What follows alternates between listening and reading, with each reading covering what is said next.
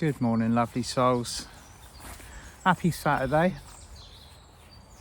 It's a day later than I would normally record, but it's away having a break. I'm going to be taking a couple of breaks in March. It seems like a good month to do so before everything kind of gets started, and particularly with the vibrations and frequencies of spring flowing through the northern hemisphere.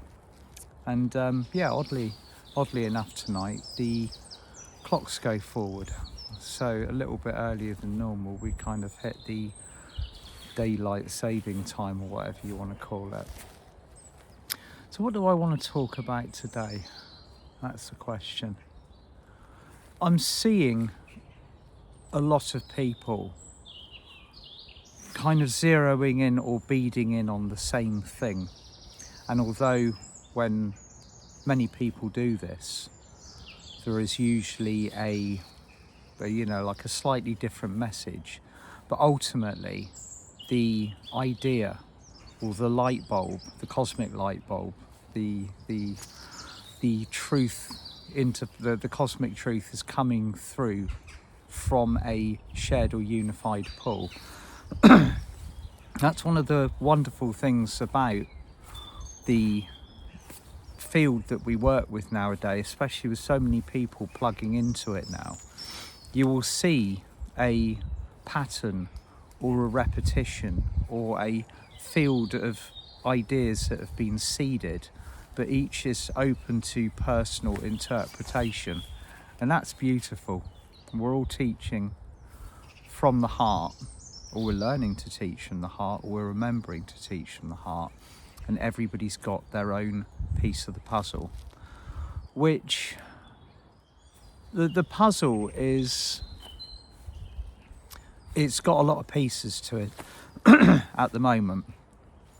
There are so many different ways that we can approach what we're doing, and this pattern, this field that I've been following or noticing more than others, is about exiting the matrix, escaping the matrix, being free of the matrix, or however you want to describe it.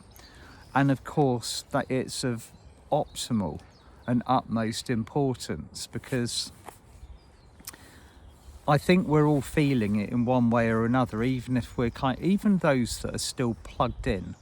They're still plugged in. They haven't realised really that anything is changing on a kind of like a cosmic or an energetic level, but they're seeing they're seeing a change in the narrative, a shift, an additional weight. The fear levels are rising. The messages that are being pumped out kind of via media or politically or through the education system are beginning to really even rattle the normalist of cages. And we're seeing a division, we're seeing a split in the types of consciousness that are out there at the moment. There's a very irate, highly lit up, programmed, activated field of anger. It's very specific. Okay, you'll see it marching in the streets. And I've mentioned before, flying flags of many different colours, but the vibration and the frequency is the same. It's anger.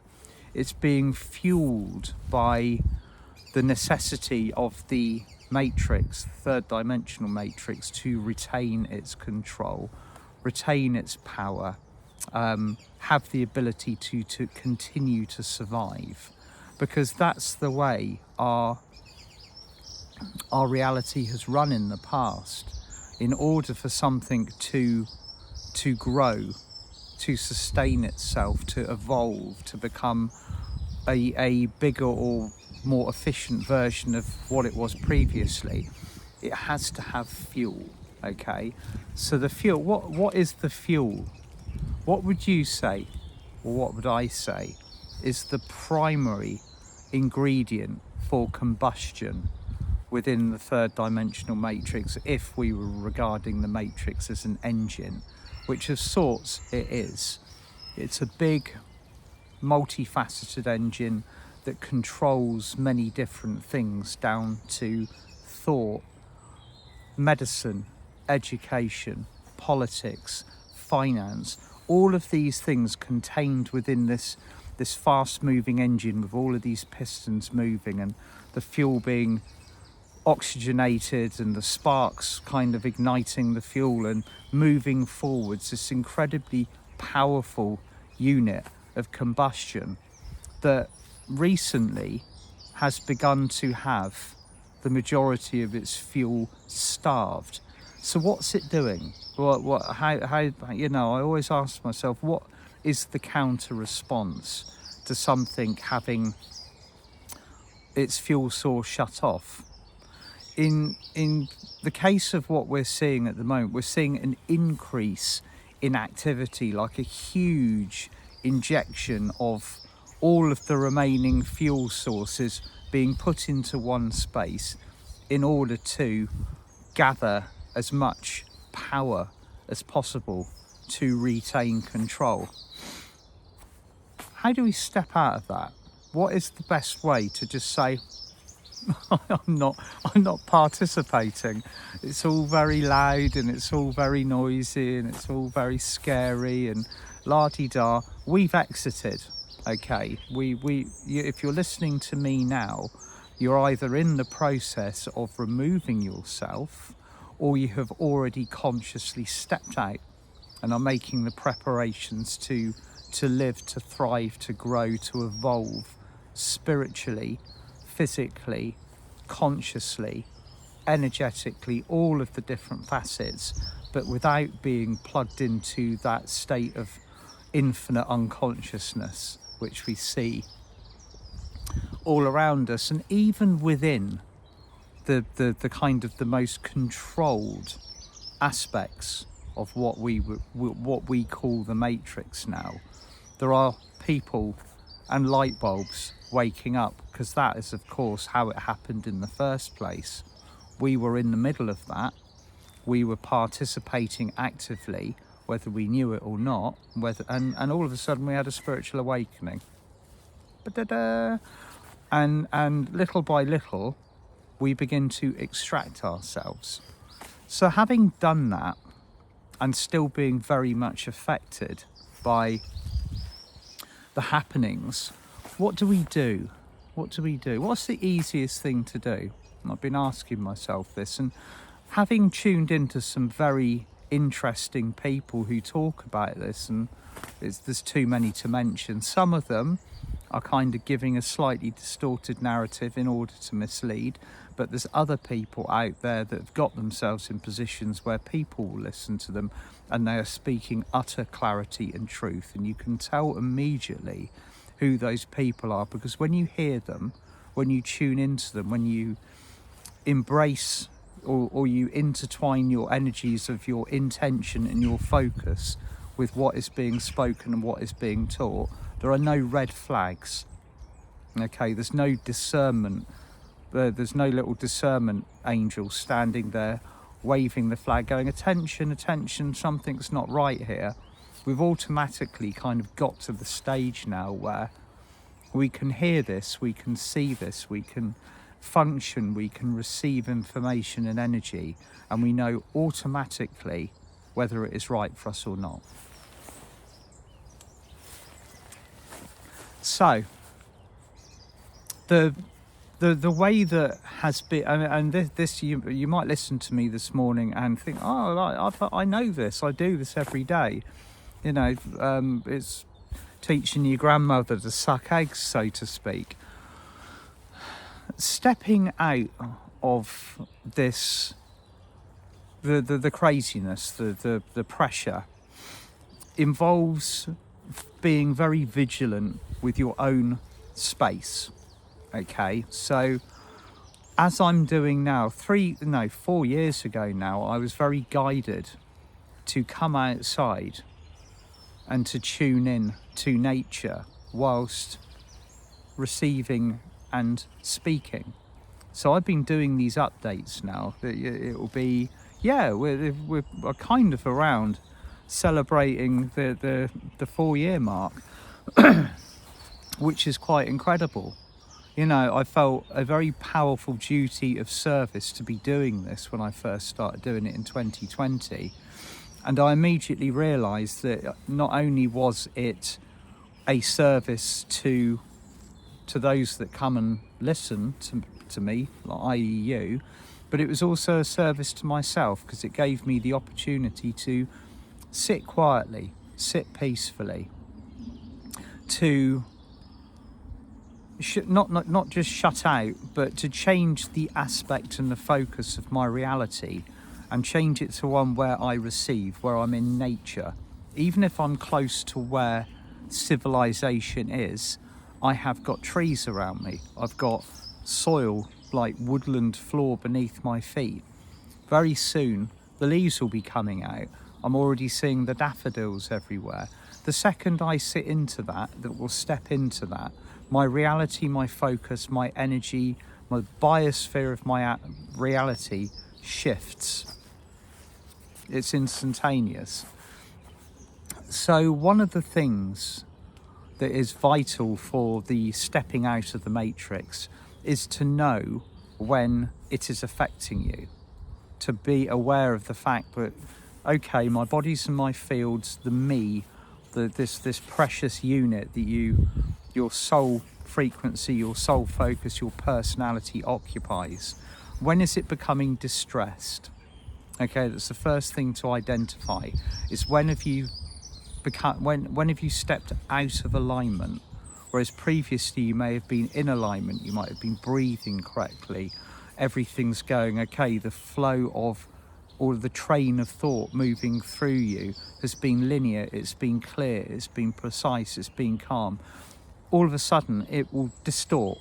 Something will intrude upon that clarity. It might be something that in your life that is challenging you. It could be bills, it could be family, it could be work, anything like that. And all of a sudden the train of thought becomes distorted. The more we learn to identify immediately when that happens and step out, to clear, to ground, to unify, to come back to center, the more we do that, the more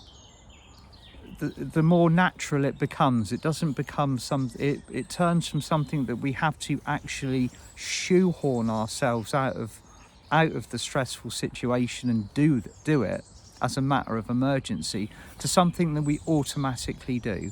It's like, right, out of alignment, reset, step back in again. And I'm noticing a beautiful correlation between people that have learnt to do this, and it's vital to reset and to re-enter whatever we are creating collectively. Now imagine, and we're getting pretty close to this now because we're taking so much more responsibility for ourselves. We've realised, we've learnt now that you can't continuously blame your environment for how you are. Taking responsibility, being a master of your reality, means to understand that you can control or you can work with you, but you cannot manipulate the environment which you're in. You can just, the only thing to do is change how you respond to it.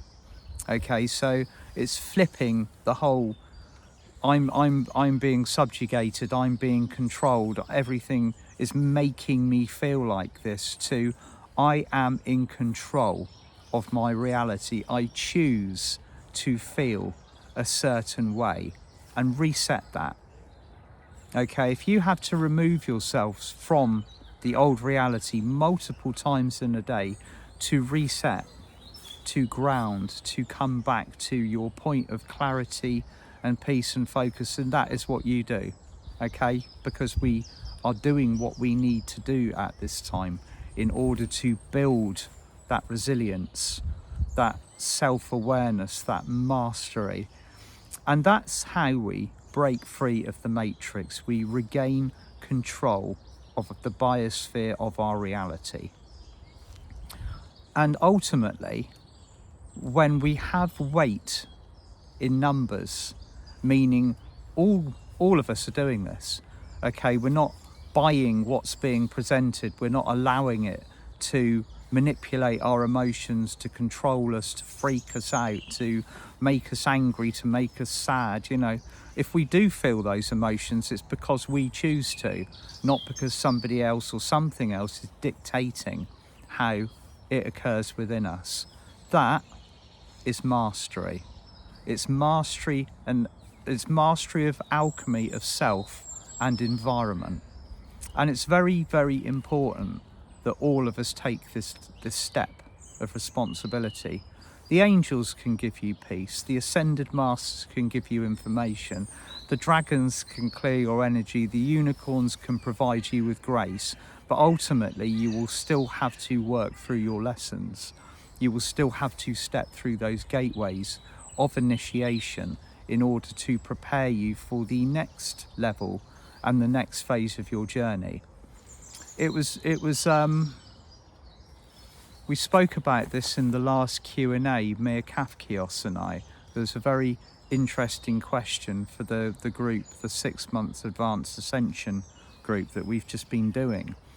And it again pertained to that scenario that I describe called going dark, where we move from being in spiritual kindergarten, where our loving, ever-present guides, angels, teachers, you know, the whole beings, all the beings who are gathered around us from the moment we wake up, all of a sudden, they step back.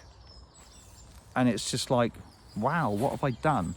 You know, I'm not receiving any information, I'm not receiving any guidance, I'm not receiving any help. It's like I'm stood in the middle of a dark room, but I can see and sense all of my guides standing around me, watching me struggle.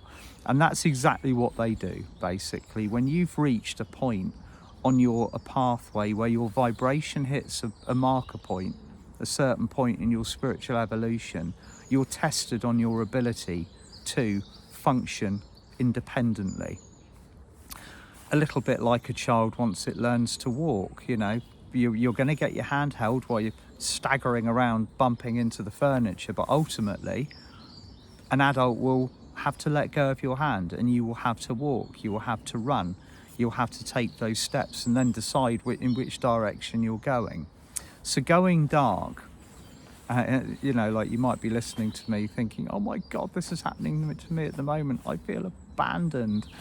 You're never abandoned, you're never alone. Okay, that's one thing that you can absolutely guarantee on this pathway, on this planet. You are never left on your own. You will always have beings around you, beings of light, particularly your vigilant team. But they will stand back while you're being tested, because that's the nature of the game. So going dark is something that I called it going dark, because it's literally like having a bag placed over your head, being put in the centre of the room and knowing that you're being watched while you react to the stimuli or lack of it. And it's a tough test. The less resistance you have to this, and the quicker you learn to function without constantly being kind of spiritually mollycoddled, the faster you move through it. It could last a couple of days, it could last a couple of years. All depends on how hard you fight it. So again, stepping out of the matrix, it's as easy as resetting your energy, being in control of you. Okay, there's so much external energy being put into you being scared, distracted, frightened, eye off the prize. It's going all out. Every single last bit of fuel is being poured into the combustion unit of the engine of the 3D matrix at the moment, in order to get as many people to stop focusing on living in their hearts. So it's really important that we do quite the opposite and actually just say, okay, this might be a bit tough, might be a bit challenging at the moment, might be the most challenging period that you've ever experienced. It might be absolutely, completely have you on the limit, on the rivet. But you will get through this. You will endure, you will flourish, you will shine. Because all the time that this is going on within the boundaries of your test, your light is growing, okay? Your light is going up and up. It's getting brighter, it's getting stronger, it's getting more and more grounded every time you move through these initiations, the things that are going on. So whatever we are presented with, it doesn't matter, okay? Whatever's being conjured up in the pot, it's irrelevant, because we're creating our own reality. It no longer matters, because we are in complete mastery of our own units, our own worlds. And when you do that, when everybody does that, when everybody can do that fluidly and efficiently, the timeline just shifts, period. Okay? So, my lovelies, I will be joining beautiful souls in Romsey at Crossfield Hall tomorrow for the Light the Way workshop. And there's going to be 4 of us speaking, including Diana Cooper and myself, Adrian Lee, organised by Jackie White. And I'm sure it's live, but I've heard mutterings of live stream in there somewhere. I'm not sure whether that's true or not, but just check out the wording on Jackie's website. Hope to see you there if you're coming along live. And then I'm going to be doing part 2 with David of the Soul Reclamation Pathway. Looking forward to that on the 14th. On the 16th, another beautiful live workshop in Wimborne in Dorset. And that is going to be the Soul Ascension workshop held at Merley House, 16th. If you're in the area, put that date in your diary. And then on the equinox, the spring equinox, Lavisa, Altorn and I are going to be doing the second part of the World Tree series. And the first one was off the charts. Love you all lots and lots, and I'll be back on Monday with a meditation. Bye for now.